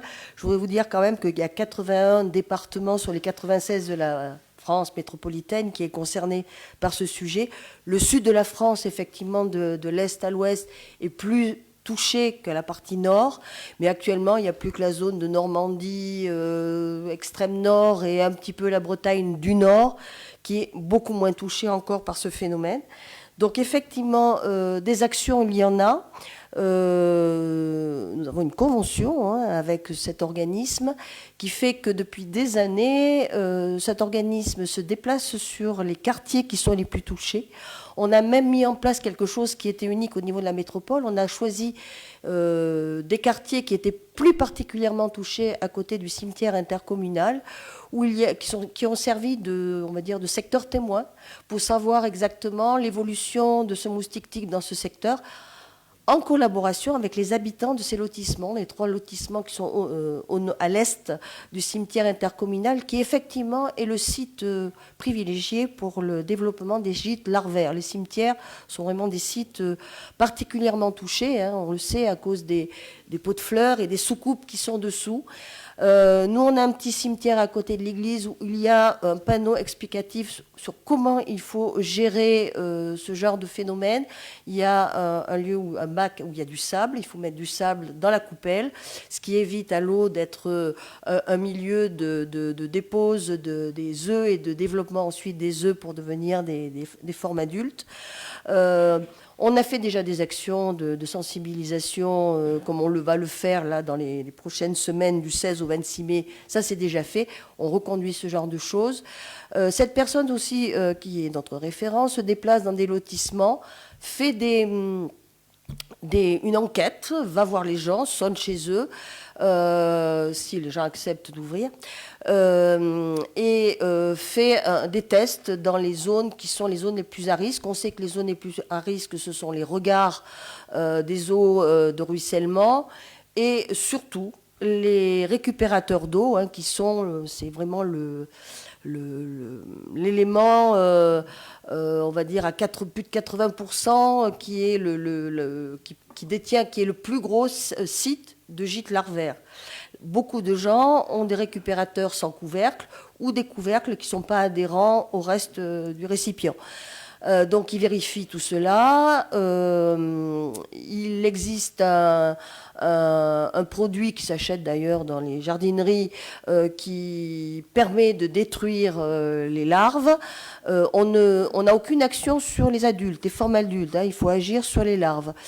Par exemple, il y a un lotissement où, pas très très loin, il y a un ancien lavoir. Il est allé faire des prélèvements. Et au fil des années, il a un répertoire complet de notre commune, mais ainsi que des autres communes, puisque toutes les communes de la métropole ont une convention avec eux. Et on est surveillé en permanence à ce niveau-là. Et quand un lotissement a un problème qui lui paraît encore plus notable que les années passées, soit il contacte le service développement durable de notre commune, soit directement la métropole. Il y a un site pour ça. Il faut savoir quand même que notre service, nous, au niveau du territoire, dans les premières années, était croulé sous les appels ou les mails. L'année dernière, il y a eu 5 appels seulement. Donc, ça ne veut pas dire qu'il y a moins de moustiques tiques, mais ça veut dire que les gens ont pris conscience de ce qu'il fallait faire ou ne pas faire. Voilà. Si vous avez besoin d'autres renseignements, n'hésitez pas à venir au service développement rural sur ce sujet et venir à l'exposition. Merci beaucoup, je n'étais pas au courant de tout ça, mais j'irai faire un tour à l'exposition avec plaisir pour savoir comment arriver à ne plus avoir de moustiques chez moi. Alors, il faudra... Enfin, en tout cas, les développer. Il y a une catégorie de scientifiques qui a été créée, ce sont des mousticologues. Depuis 2000, les moustiques sont arrivés en France en 2004 et en 2012 en Aquitaine. Maintenant, donc, il y en a vraiment partout. Et du coup, maintenant, il y a des scientifiques qui sont spécialisés là-dedans. Et j'ai entendu effectivement une fois une de ces personnes dire que de toute façon, il faudra s'habituer à vivre avec. L'essentiel, c'est qu'il faut essayer de ne pas participer à sa prolifération. Voilà. Oui, je pourrais compléter simplement en disant que c'est effectivement un des effets malheureux du réchauffement ou du dérèglement climatique. Il commence à faire chaud, puisque le moustique, je crois, dès 15 degrés, dans une eau à 15 degrés, commence à se développer. Oui. Et donc, il fait chaud de plus en plus tôt dans l'année, on le voit, et de plus en plus tard aussi. Et ce qui fait que la période est assez longue. Et quand à côté de ça, on voit que le gouvernement coupe le fond vert, alors que c'est un des éléments qui permettrait quand même de lutter contre le réchauffement climatique. Effectivement, les mairies, les communes ne peuvent pas tout, même si on fait un certain nombre d'éléments localement, ça c'est important. Mais il faut aussi une prise de conscience peut-être nationale de ce phénomène. Merci. Je propose de passer au vote s'il n'y a pas d'autres questions. Eh bien, qui est contre? Personne. Qui s'abstient? Non plus. À l'unanimité, la délibération 58 est adoptée et je vous en remercie. Alors, la suivante, c'est aussi une convention d'occupation et d'usage pour le jardin partagé des merveilles, donc qui est un jardin pédagogique, qui se situe donc derrière le château Bétail. Donc ce jardin qui a été créé en 2019, une convention avait été déjà signée en 2022. Au bout de 4 ans, il faut renouveler cette convention. Ce jardin des merveilles, donc je répète, qui est un jardin pédagogique, c'est pas un jardin ouvrier. Je voudrais faire une différence. C'est un jardin en fait pédagogique et comment dirais-je, j'ai perdu le terme. Collectif, voilà. C'est-à-dire qu'il y a plusieurs personnes qui entretiennent, proposent des aménagements, font des actions pédagogiques. Alors, actions pédagogiques avec le CCAS, la petite enfance, les scolaires, l'éducation jeunesse, avec des participations à des actions de la commune et la maison éco en particulier. De nombreuses actions se font dans l'année à propos de semis, de compostage. Ils participent justement à la fête du patrimoine, mais aussi à un printemps à Bétail, autrefois appelé Nature en fête. Il y a des partages de plantes. Ils font de la sensibilisation sur la façon de gérer un jardin en économisant l'eau, par exemple, aussi, en n'utilisant pas des produits de synthèse, des produits toxiques. J'essaie de vous résumer toutes les actions qui ont lieu de Besançon, mais je pense vous avoir dit l'essentiel. En tout cas, ils contribuent à notre politique locale de la transition écologique. Merci. Y a-t-il des prises de parole demandées? Non. Eh bien, merci Madame Lesbat. Nous passons au vote. Qui est contre? Personne. Qui s'abstient? Non plus. Eh bien, à l'unanimité, la délibération 59 est adoptée et je vous en remercie. Et pour la dernière de la soirée, Madame Lesbat. Encore une convention, mais celle-là, elle est habituelle, 2 fois par an. Hein. C'est le partenariat que nous avons à l'IDAC, hein, qui dépend du département, et qui nous aide financièrement, mais aussi techniquement, on l'oublie un peu. Donc là, ça correspond à plusieurs représentations, mais à 2 spectacles, hein, qui a déjà eu lieu. Donc, ils nous aident financièrement à la hauteur, en gros, de 1/3 du prix de contrat de cession. C'était le spectacle Sosie qui avait eu lieu juste avant les élections. Et un spectacle qui va avoir plusieurs représentations cette semaine, demain matin, mercredi matin et jeudi matin. C'est un spectacle Petite Enfance qui s'intitule Premier envol. Très joli petit spectacle qui est ouvert au public. Mercredi matin, vous pouvez venir. Merci. Donc, c'est une aide totale qui est de 2128,50 €. Merci Madame Lesbat. Avez-vous des questions?